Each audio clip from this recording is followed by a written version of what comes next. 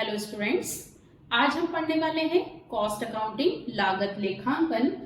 तो सबसे पहले हम ये जानेंगे कि लेखांकन की ये कौन सी शाखा है और इसका मीनिंग क्या होता है। तो स्टूडेंट, लागत लेखांकन को यदि हम सामान्य शब्दों में समझें तो लागत मीन्स क्या होता है, कॉस्ट। और कॉस्ट को यदि हम समझें तो किसी भी वस्तु को बनाने में लगने वाला एक्सपेंडिचर। समझ में, किसी भी वस्तु को बनाने में लगने वाला एक्सपेंडिचर, वह चाहे सामग्री के रूप में हो सकता है, एज ए मटेरियल हो सकता है, उस पर व्यय किए जाने वाले खर्चे हो सकते हैं, और उस पर हमारी मेहनत जो हम डालते हैं वह भी उस लागत का हिस्सा होती है। तो लागत मीन्स क्या होगा, हम इसको एक उदाहरण के द्वारा समझते हैं। उदाहरण के लिए हमने एक पेंटिंग बनाई, ठीक है, एक पेंटिंग हमने बनाई है और उसमें जो है उस पेंटिंग की लागत के बारे में, या हमारे पास कोई फ्रेंड आया और उसने पूछा कि यह पेंटिंग कितने में पड़ी। कितने में पड़ी इसका क्या अर्थ है, वो क्या जानना चाह रहा है कि इस पेंटिंग की कॉस्ट क्या आई, लागत क्या आई। तो आप जब अपने फ्रेंड को यह जवाब देंगे तो आप क्या बोलेंगे कि ये जो फ्रेम है उसमें जो फ्रेम हमने ली है, प्लाई की ली है या जो भी आपने फ्रेम ली है, वह प्लाई जो है हमें पड़ी है मान लीजिए 400 रुपीज की। इसके बाद पेंटिंग बनाई है आपने तो ऑब्वियसली कलर यूज किया होंगे, तो कलर जो है आपके 200 रुपीज के लगे। देन फिर आपको ब्रश लगा होगा, तो ब्रश जो है वो मान लीजिए 150 के हैं। तो इस प्रकार से आप जो है क्या रिप्लाई देंगे कि मुझे इस पेंटिंग को बनाने में कितने रुपए का खर्चा आया, तो 750 रुपीज का एक्सपेंडिचर हुआ। तो यही स्टूडेंट क्या कहलाएगी, इस पेंटिंग की लागत, कॉस्ट। आया समझ में आप लोगों को। तो लागत का अर्थ होता है कि किसी भी उत्पाद को, अब हम परिभाषा देख रहे हैं, तो लागत की परिभाषा जब आप लिखेंगे, किसी भी उत्पाद को बनाने में उपयोग की जाने वाली सामग्री, सारे उपरिव्यय, इट मीन्स खर्च, तथा अन्य सभी प्रकार के व्ययों को यदि टोटल कर लिया जाए तो वह उस वस्तु की लागत कहलाती है। और स्टूडेंट, इसी लागत में यदि मैं अपनी मेहनत जोड़ दूं, इसमें अपनी मेहनत, इट मीन्स मैंने जो टाइम स्पेंड इसमें किया है उस टाइम की कीमत जो है, मेरी मेहनत की कीमत इसमें ऐड कर दूं, तो ये क्या कहलाता है, मूल्य। इसका क्या आशय हुआ कि लागत से ही किसी भी वस्तु का मूल्य निर्धारित होता है। जैसे हम इस पेन की बात करें तो ये पेन जो है इसकी लागत क्या है और इसका मूल्य क्या है। मान लीजिए हम इसका मूल्य सपोज कर लेते हैं 50 रुपीज है, ठीक है, 50 रुपए इसका मूल्य है मार्केट में। तो ये मूल्य क्या उन्होंने मन से निर्धारित कर दिया होगा, नहीं, इन्होंने जो है 50 रुपीज जो है वो कैसे निकाले होंगे, तो इसमें जो है ये प्लास्टिक बॉडी जो है इसका इन्होंने मूल्य निकाला होगा कि कितने में पड़ा। देन इसके अंदर जो मटेरियल डलता है, जिसमें इंक हम डालते हैं, तो वो मटेरियल जो है, सामग्री, उसकी कॉस्ट ली होगी, ठीक है। और यह जो पेन है, केवल एक पेन नहीं बन रहा होगा, पूरी फैक्ट्री होगी। तो फैक्ट्री में जो है, फैक्ट्री में जो सारी चीजें अवेलेबल करवानी होती, मशीनें लगी हों, मजदूर लगे होंगे, फैक्ट्री में गेट कीपर लगा होगा, फैक्ट्री का किराया, बिजली का बिल, टेलीफोन एक्सपेंसेस, क्या अकेला पेन बेचा जा रहा है, नहीं, इसको कार्टून पैकिंग की जाती होगी, तो advertisement expenses, packing expenses, stationery के खर्चे, ये सब इसमें जोड़े जो हैं ऐड किए जाएंगे। देन उसमें हम कितना प्रॉफिट कमाना चाहते हैं, हम कितना प्रॉफिट या लाभ उसमें कमाना चाहते हैं, उसके बाद इस पेन का प्राइस या हम कहें बाजार मूल्य जो है वो 50 रुपीज रखा गया होगा। तो स्टूडेंट, किसी भी प्रोडक्ट को उसकी लागत कैसे निकाली जाती है, अब समझ में आया आपको कि अब कैसे निकाली जाती है, उस मटेरियल को या उस प्रोडक्ट को बनाने में कौन कौन सी सामग्री इंक्लूड है, प्लस कौन कौन से खर्चे उसमें लगे हैं और कौन कौन से एक्सपेंडिचर उस प्रोडक्ट को बनाने में किए गए हैं, उन सभी का योग कर लिया जाए तो वह उस वस्तु की लागत कहलाती है। आया समझ में? अब हम लिखने की बात करें तो लिखने में आपको परिभाषा किस तरीके से लिखनी है, तो सामान्य शब्दों में आप परिभाषा कैसे लिखेंगे कि लागत का आशय उन किसी भी वस्तु की उन सभी व्ययों से है जिसमें सामग्री, उस वस्तु को बनाने में होने वाले खर्च को योग कर लिया जाए तो वह उस वस्तु की लागत कहलाती है। क्लियर ये चीज? ठीक है, तो जब भी आपको ये क्वेश्चन लिखने को आता है तो आप क्या करेंगे, इस तरीके से पूरा उदाहरण देकर इसको समझाएंगे तो वह आंसर जो है बहुत इफेक्टिव माना जाएगा। चलिए नेक्स्ट हम बात करेंगे लागत लेखांकन की प्रकृति, मतलब आपको नेचर लिखने को आता है, स्वभाव भी लिख सकते हैं, ये पर्यायवाची शब्द है। तो नेचर लिखने को आए, विशेषताएं लिखने को आए या लक्षण लिखने को आए, इट मीन्स नेचर, कैरेक्टरिस्टिक्स और फीचर्स ऑफ कॉस्ट अकाउंटिंग, कुछ भी आपको इसमें से आता है तो आंसर जो है हमारा एक ही रहेगा। तो हमें लागत लेखांकन की विशेषताएं बतानी है। ठीक है, तो यह जो है लेखांकन की शाखा है, it is a branch of accounting. तो स्टूडेंट, ब्रांच ऑफ अकाउंटिंग कैसे है? देखिए हमने वित्तीय लेखांकन पढ़ा हुआ है, ठीक है, फाइनेंशियल अकाउंटिंग वित्तीय लेखांकन होता है, ऐसे ही कॉस्ट अकाउंटिंग जो है वह भी एक शाखा है, लेखांकन की एक शाखा है। तो जो भी फैक्ट्री या जो भी कंपनी उत्पादन का कार्य कर रही है और साथ में माल को बेचने का कार्य कर रही है तो वह यह दोनों अकाउंटिंग रखती है, क्योंकि लागत लेखांकन से उन्हें यह पता लगता है कि हमने हमारा प्रोडक्ट कितने में बनाया, उसका प्राइस डिसाइड करते हैं लागत लेखांकन से। और वित्तीय लेखांकन से हम क्या करते हैं, उस वस्तु को बेचने से हमें कितना लाभ या हानि हुआ। ठीक है, तो यह जो है लागत लेखांकन, लेखांकन की एक शाखा है जिसमें हम किसी भी वस्तु को बनाने की लागत ज्ञात करते हैं। लागत नियंत्रण का माध्यम, लागत लेखांकन में हम कितने रुपए खर्च हो रहे हैं इस बात की जानकारी एकत्रित करते हैं। तो हमें यह पता होता है कि हम प्लास्टिक कितने का यूज कर रहे हैं पेन को बनाने में। तो हमें यदि ऐसा लगता है कि प्लास्टिक का जो खर्च है वो ज्यादा हो रहा है या फैक्ट्री का किराया जो है वो ज्यादा हो रहा है, तो हम क्या कर सकते हैं, उसको कंट्रोल कर सकते हैं। तो यह जो है लागत नियंत्रण की शाखा है का माध्यम है। तो चूंकि हमें लागत लेखांकन के द्वारा सभी प्रकार की लागतों की, खर्चों की जानकारी मिल जाती है तो हम उस पर नियंत्रण कर सकते हैं। फिर है पेशे के रूप में, लागत लेखांकन जो है इजी वर्क नहीं है, इसकी अकाउंटिंग करने के लिए एज ए प्रोफेशनल इसके कोर्स चलते हैं। तो आप एज ए कॉस्ट अकाउंटेंट, इसकी जैसे सीए आपने सुना होगा, चार्टर्ड अकाउंटेंट होता है, ऐसे ही ICWA के द्वारा कॉस्ट अकाउंटेंट बनने के लिए जो है एग्जाम्स रखी जाती हैं जिसमें पास करके व्यक्ति कॉस्ट अकाउंटेंट बन सकता है। ठीक है, तो एज ए प्रोफेशन जैसे टीचर, डॉक्टर और इंजीनियर होते हैं, ऐसे ही जो है लागत लेखांकन जो है करने वाले एक्सपर्ट होते हैं।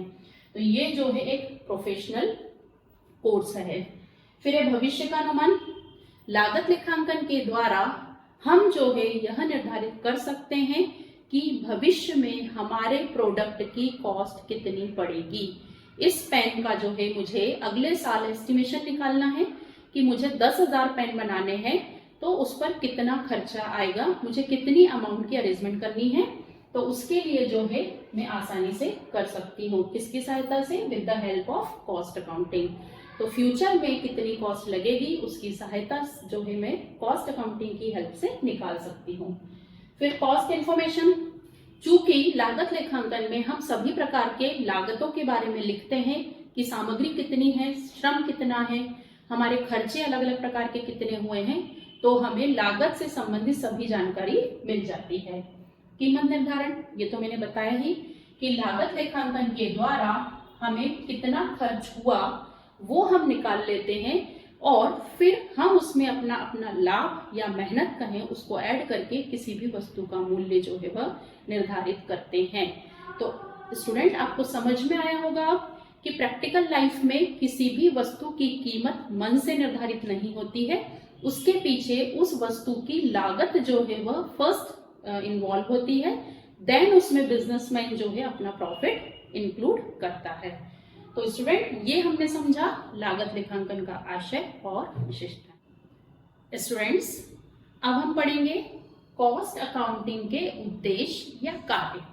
तो स्टूडेंट ध्यान रखना, यदि आपको एग्जाम में उद्देश्य आते हैं या फंक्शन ऑफ कॉस्ट अकाउंटिंग आता है, लागत लेखांकन के कार्य आते हैं, तो दोनों का आंसर जो है वह सेम ही रहेगा। तो जब हमें मीनिंग समझ में आ जाता है तो हम उसकी विशेषताएं, उद्देश्य और लाभ से बहुत अच्छे से कोरिलेट कर पाते हैं। ठीक है, तो अब हम देख रहे हैं उद्देश्य क्यों किया जाता है, हम जो है लागत क्यों निकालते हैं। इस सवाल का जवाब अब जब मीनिंग समझ में आ गया है तो आप जब इस सवाल का जवाब ढूंढने जाएंगे तो वही उसके उद्देश्य बन जाएंगे। जैसे लागत लेखांकन क्यों किया जाता है, हम कॉस्ट अकाउंटिंग क्यों करते हैं, तो पहला हमारा क्या है, लागत निकालने के लिए।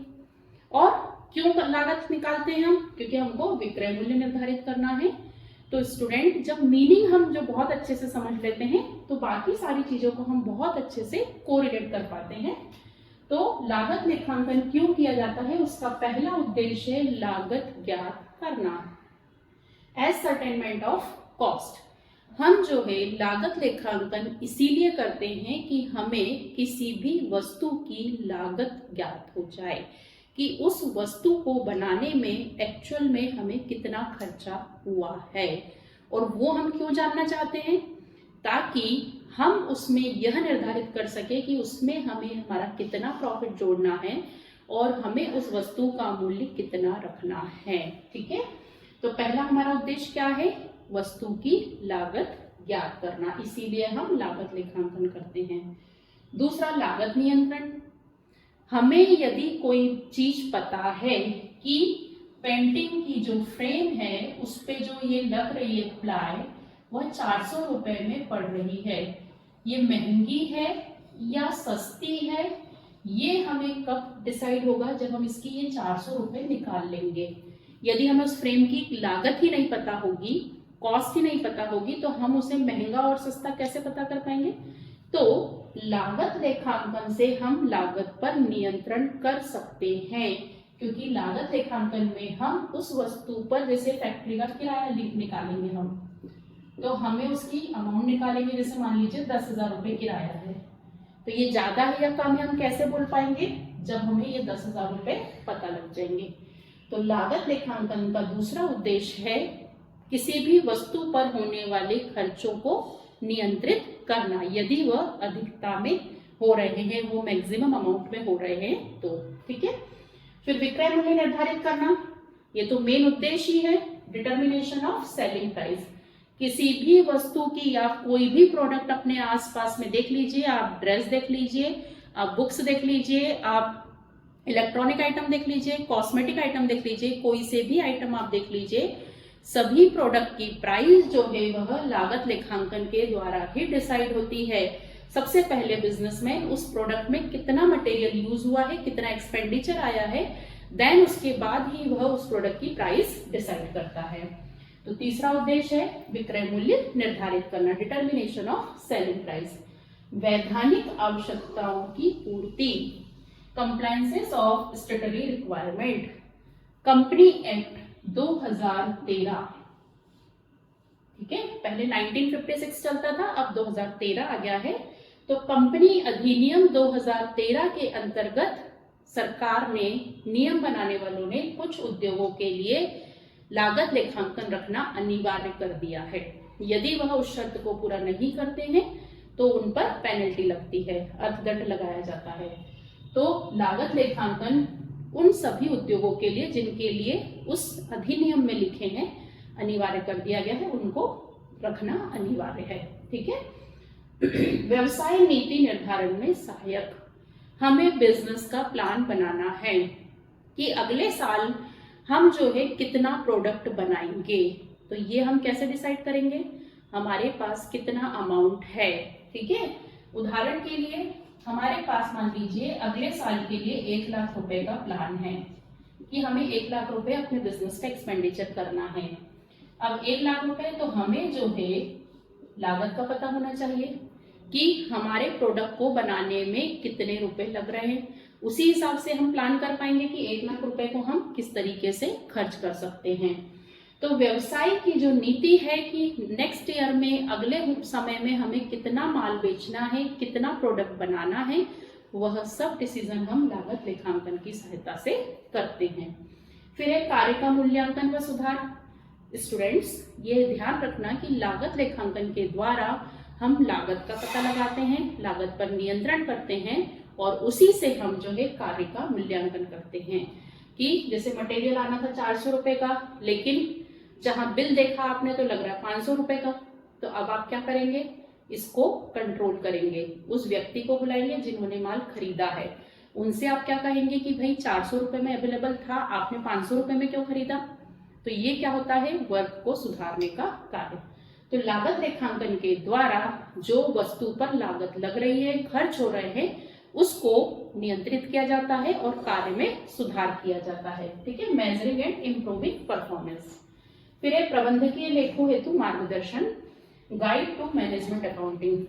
मैनेजमेंट अकाउंटिंग, प्रबंधकीय लेखांकन भी जो है लेखांकन की एक शाखा है जिसका उपयोग मैनेजर्स करते हैं बिजनेस की पॉलिसी बनाने के लिए।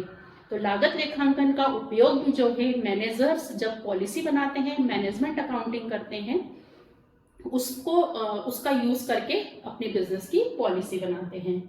फिर लाभकारिता का निर्धारण करना, हमारा प्रॉफिट कितना होगा, यह बिजनेसमैन कैसे डिसाइड करेगा। उसे 10% प्रॉफिट लेना है, उसे 20% प्रॉफिट लेना है, उसे 50% प्रॉफिट लेना है, ये कब डिसाइड होता है, जब उस वस्तु की लागत डिसाइड होती है। लागत यदि 1000 रुपीज है, अब बिजनेसमैन चाहता है कि मुझे 20% प्रॉफिट लेना है, तो 20% इसका कितना होगा, 200। इट मीन्स वो वस्तु की लागत मूल्य कितना निर्धारित करेगा, 1200 रुपए। तभी तो 1000 रुपए तो उसके खर्च हो चुके हैं, 200 रुपए उसका प्रॉफिट है। तो बिजनेसमैन को प्रॉफिट कितना हुआ है या वह कितना प्रॉफिट अर्न करना चाहता है, वह सभी बातें जो है उसे लागत लेखांकन के द्वारा पता लगती है। तो ये है स्टूडेंट हमारे लागत लेखांकन के उद्देश्य या कार्य। तो जब भी आपको उद्देश्य या कार्य है तो आप इस तरीके से पॉइंट के द्वारा अपने आंसर को एक्सप्लेन करेंगे।